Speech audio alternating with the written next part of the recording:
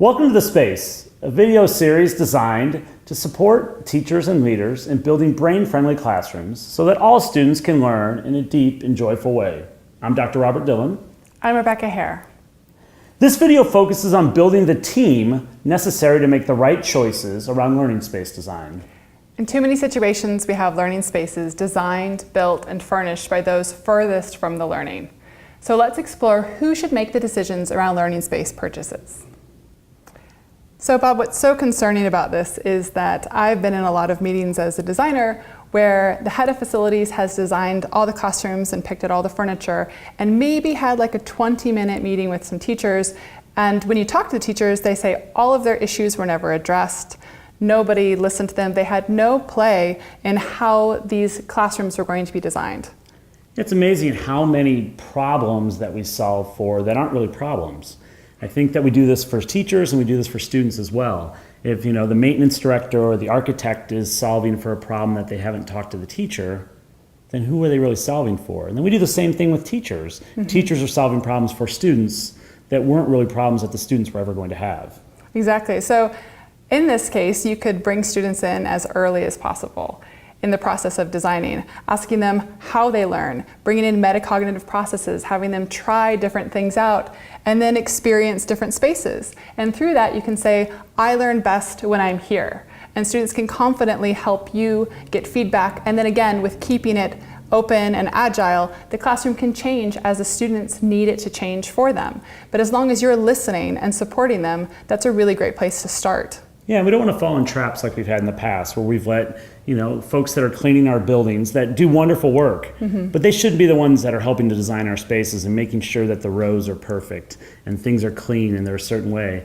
I had a custodian one time say, why is all this paper all over the floor? And I said, well, they're learning. Shouldn't there be a mess in this room?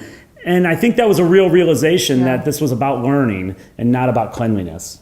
It is. And when you bring in students really early and your teachers are the ones guiding this process, then it should really be the maintenance staff, the facilities that come in and say, how can we support the learning? If that's not the ways in which your school's talking about this process, then I think you can really quickly head into continuing to buy furniture that doesn't support learning and teaching and isn't going to create amazing spaces. Yeah, and I think it's important also that teachers are okay with asking questions. Sometimes architects come in and say, here's how it's going to be.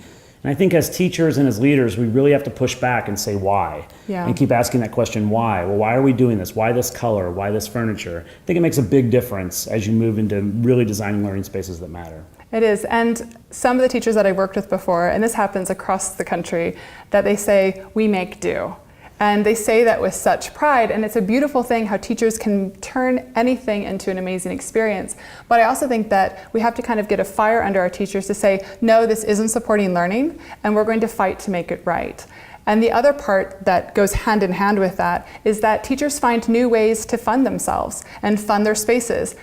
Looking to families and parents in the school if they can, or other processes online like GoFundMe, and then seeing what they can have donated. This isn't these are the desks I got, I have to be stuck with this. Teachers, when they look at that, just like you'd fight to get the best books for your kids, you should be fighting to give them the best spaces. Thanks for joining us for this video on making the essential choices around learning space design. It is an important topic that sets the tone for the success of learning space projects.